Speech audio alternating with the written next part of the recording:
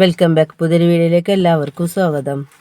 ഒരുപാട് സൈബർ ആക്രമണം നേരിട്ട ഒരു ഫാമിലിയാണ് ടി ഫാമിലി, ഷെമിയും ഷെഫിയും കൂടി അല്ലേ. ഒരുപാട് പ്രശ്നങ്ങൾ. കാരണം അതിൻ്റെ വിഷയം എന്താണെന്ന് വെച്ചാൽ ഷെഫിനേക്കാളും ഭർത്താവിനേക്കാളും കുറച്ച് വയസ്സ് 15 വയസ്സ് കൂടുതലാണ് ഷെമിക്ക്, ഭാര്യയ്ക്ക്. ആ ഒരു വിഷയം കാരണം അവരെ വീഡിയോസിനും അവരെ എല്ലാ റീൽസിനും കാര്യത്തിനൊക്കെ ഒരുപാട് കമൻറ്റും കാര്യങ്ങളും ബാഡ് കമൻറ്റും കാര്യങ്ങളായിട്ടുള്ള ഒരുപാട് വിഷയങ്ങളുണ്ട് അല്ലേ. ഇപ്പോഴും തുടർന്നു കൊണ്ടിരിക്കുകയാണ്.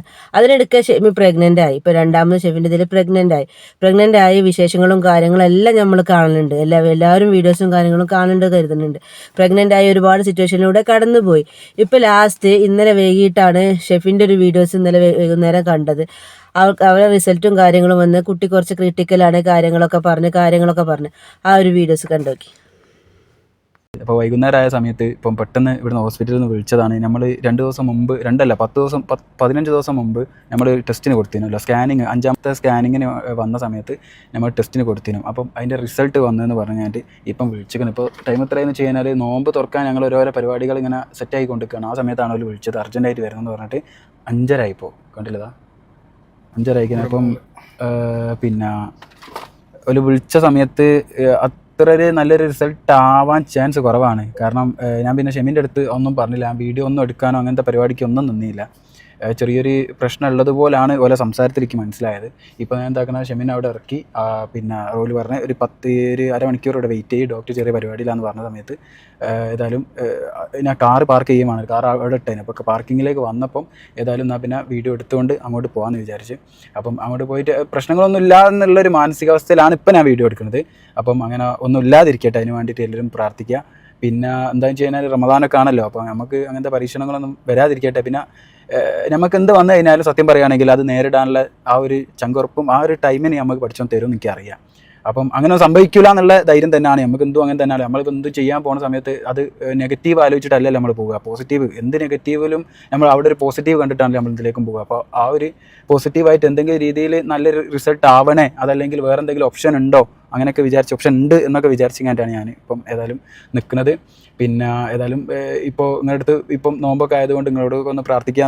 നിങ്ങളൊക്കെ പ്രാർത്ഥന സത്യം പറയുകയാണെങ്കിൽ ഞാനായാലും ഷെമിയായാലും നമുക്ക് ഷെമിക്കൊക്കെ മാനസികമായിട്ട് ഒരുപാട് പ്രശ്നങ്ങളും പ്രയാസങ്ങളൊക്കെ ഉണ്ട്. അപ്പം നിങ്ങളൊക്കെ പ്രാർത്ഥന കൊണ്ടാണ് സത്യം പറയുകയാണെങ്കിൽ ചിലപ്പം ഞങ്ങൾ കുറച്ചെങ്കിലും സന്തോഷം കിട്ടണമെന്നാണ് ഞാൻ മനസ്സിലാക്കുന്നത്. കാരണം കുറച്ച് ആൾക്കാർ നമ്മളെ വിമർശിച്ചുകൊണ്ട് പറയുന്നുണ്ടെങ്കിലും കുറേ ആൾക്കാരുണ്ട് നമുക്ക് വേണ്ടി പ്രാർത്ഥിക്കുകയും നമുക്ക് വേണ്ടി എന്താ പറയുക അത്രയും സ്നേഹം തരുന്ന ഒരുപാട് ആൾക്കാരുണ്ട്. അപ്പോൾ പ്രാർത്ഥന ഉണ്ടാവട്ടെ എന്ന് വിചാരിച്ചിട്ടാണ് ഞാൻ ഇപ്പോൾ സംസാരിക്കുന്നത്. അപ്പോൾ ഏതായാലും ഇപ്പോൾ ഡോക്ടർ ഇപ്പോൾ പെട്ടെന്ന് വിളിച്ച സമയത്ത് ഞങ്ങളവിടെ പത്തിരി കാര്യങ്ങളൊക്കെ സെറ്റായി കൊണ്ടിരിക്കുകയാണ്. അങ്ങനെ പെട്ടെന്ന് ഇങ്ങോട്ട് വന്നതാണ്. അപ്പം എന്തായി തീരുന്നുള്ള കാര്യങ്ങളൊന്നും അറിയില്ല. അപ്പോൾ എൻ്റെ അടുത്ത് പറഞ്ഞത് പിന്നെ ഷെമിൻ്റെ നമ്പറും കൊടുത്തിട്ട് എൻ്റെ നമ്പറും കൊടുത്തിട്ട്. അപ്പോൾ ഇന്ത്യയിലേക്കാണ് വിളിച്ചത്, ഷെമിനെ വിളിച്ചില്ല. അപ്പോൾ എന്നോട് പറഞ്ഞ് ചെറിയൊരു പ്രശ്നമുണ്ട്, നിങ്ങളെന്തായാലും പെട്ടെന്ന് തന്നെ, കാരണം അധികം ഇനി ലേറ്റ് ആക്കാനും പറ്റില്ലല്ലോ, കുട്ടിക്ക് കുറച്ച് പ്രായം, അതായത് 7 മാസത്തിൻ്റെ തുടക്കത്തിലേക്ക് എത്തിക്കണമെന്ന് പറഞ്ഞു. അപ്പം നമുക്ക് പെട്ടെന്ന് തന്നെ എന്തെങ്കിലും തീരുമാനങ്ങൾ വേണമെന്നുള്ള രീതിയിലാണ് എന്നെ വിളിച്ചത്. ഇനിയിപ്പോൾ വല്ല തിരക്കൊക്കെ കഴിഞ്ഞിട്ട് ഏത് സമയത്താണ് നമ്മളെ കൺസൾട്ട് ചെയ്യുക എന്നുള്ളത് അറിയില്ല. ഏതായാലും ഞങ്ങൾ വന്ന് ഇവിടെ ഇരിക്കുകയാണ്. അപ്പോൾ ഏതായാലും ഒന്നും ഇല്ലാതിരിക്കട്ടെ, അതിന് വേണ്ടി നിങ്ങളൊക്കെ പ്രാർത്ഥിക്കുക. പിന്നെ നോമ്പൊക്കെ അല്ലേ, പ്രശ്നങ്ങളൊന്നും ഉണ്ടാവില്ല എന്ന് വിചാരിക്കുന്നത്. ഓക്കെ, അപ്പോൾ ഏതായാലും റിസൾട്ടിൻ്റെ അടുത്ത് പോയിട്ട് നമുക്ക് സ്കാനിങ് കിട്ടിയതിന് ശേഷം കാണട്ടെ. ഓക്കെ, അപ്പോൾ ഏതായാലും ഞങ്ങൾ പിന്നെ റിസൾട്ടൊക്കെ റിസൾട്ട് കണ്ടിങ്ങാണ്ട് ഞാൻ പറഞ്ഞില്ലേ ചെറിയ പ്രശ്നം ഉണ്ടെന്ന് തന്നെ വിളിച്ചു തന്നെയാണെന്ന് പറഞ്ഞില്ല. അപ്പോൾ ഏതായാലും സത്യത്തിൽ കുറച്ച് പ്രശ്നങ്ങളുണ്ട്, കുറച്ച് തോന്നെ പ്രശ്നങ്ങളുണ്ട്. പിന്നെ അത് മാത്രമല്ല, ഇപ്പം മെടുപ്പ് കുറഞ്ഞിട്ട് ഇപ്പോൾ ഷെമിന ലേബർ റൂമിലേക്ക് മാറ്റിക്കണേ. അപ്പം ലേബർ റൂമിലേക്ക് മാറ്റിയപ്പോൾ എനിക്കാണെങ്കിൽ നോമ്പ് നോറ്റേം കൊണ്ട് ഇപ്പോൾ ടൈം 8:30 അങ്ങനെ, ഞങ്ങളൊന്നും കഴിച്ചില്ല, ആകെ വെള്ളം കുടിച്ചിങ്ങനെ ഇങ്ങനെ നിൽക്കുകയാണ്. അപ്പോൾ ഷെമിനെ ലേബർ റൂമിലേക്ക് മാറ്റി. പിന്നെ ഡോക്ടർ വരാൻ കുറച്ചുകൂടി ഇന്ന് ഭയങ്കരമായി തിരക്കുണ്ട്. അപ്പോൾ കുറേ ആൾക്കാർ ഇങ്ങനെ നിൽക്കുന്നുണ്ട്. അപ്പോൾ അത് നോക്കണം. അപ്പോൾ ഡോക്ടറോട് ലാസ്റ്റ് ആയിട്ട് എന്തെങ്കിലും ചെയ്യാൻ പറ്റുമോ, അതല്ലെങ്കിൽ ഞങ്ങൾ വേറെ എവിടെയെങ്കിലും ഒന്ന് റിസൾട്ടൊക്കെ ഒന്ന് കാണിച്ച് നോക്കട്ടെ എന്താണ് ഒന്നുകൂടി. അപ്പോൾ പറഞ്ഞ കുഴപ്പമില്ല, നിങ്ങൾക്ക് എവിടെ വേണമെങ്കിലും കാണിക്കാം. പിന്നെ റിസൾട്ട് ഉള്ളത് ആർക്കും ഒന്നും മാറ്റാൻ പറ്റില്ലല്ലോ, റിസൾട്ടിൽ എന്താണോ വന്നത് തന്നെയാണ്. അപ്പോൾ ശരിക്കും പറയുകയാണെങ്കിൽ ഇപ്പോൾ പ്രതീക്ഷ സത്യത്തിൽ അസ്തമിച്ചെന്ന് തന്നെ പറയാം. പക്ഷേ ലാസ്റ്റ് ആയിട്ട് ഞങ്ങൾ ഒന്നുകൂടി ഒന്ന് ഡോക്ടറെ അടുത്ത് ഇപ്പോൾ ഷെമി ലേബർ റൂമിൻ്റെ അടുത്താണുള്ളത്. അപ്പോൾ ഞാൻ ആ ടൈമിൽ ഇപ്പോൾ നോമ്പ് ഷെമിക്ക് നോക്കാൻ പറ്റില്ലല്ലോ. അപ്പോൾ ഷെമി നോമ്പ് പറ്റിയില്ല. അപ്പോൾ എൻ്റെ പേര് മുബാസും ഉണ്ട്, മുബാസും ഒന്നും കഴിച്ചില്ല, ഞാനൊന്നും കഴിച്ചില്ല. അപ്പോൾ ഏതായാലും ഞങ്ങൾ എന്തെങ്കിലും ചെറിയ രീതിയിൽ എന്തെങ്കിലും ഒന്ന് കഴിക്കുകയും വേണം. പിന്നെ അതുപോലെ അലർജിൻ്റെ ചെറിയ പ്രശ്നം ഉണ്ടല്ലോ, അപ്പോൾ അതിനുള്ളൊരു ഗുളിക ഉണ്ട്. അപ്പോൾ അതും ഈ ഭക്ഷണത്തിന് ശേഷം കഴിക്കുക. അപ്പോൾ നമ്മൾ നേരത്തെ ഒക്കെ പെട്ടെന്ന് ഇട്ടറിഞ്ഞ് പോകുന്നതാണല്ലോ. അപ്പോൾ ഗുളിക മരുന്ന് ഒന്നും എടുത്തില്ല, സാധനങ്ങളൊന്നും എടുത്തില്ലായിരുന്നു.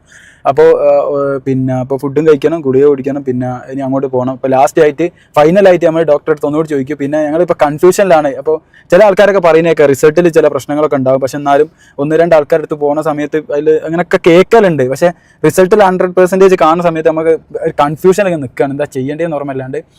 സത്യം പറയുകയാണെങ്കിൽ അതിൻ്റെ ആവശ്യമില്ല. ഒരു കുട്ടിനെ ബേബി എന്ത് പറയുകയാണെങ്കിൽ ആവശ്യം പറയുക, ബേബിനെ കിട്ടുക, അങ്ങനെ പറയുള്ളൂ.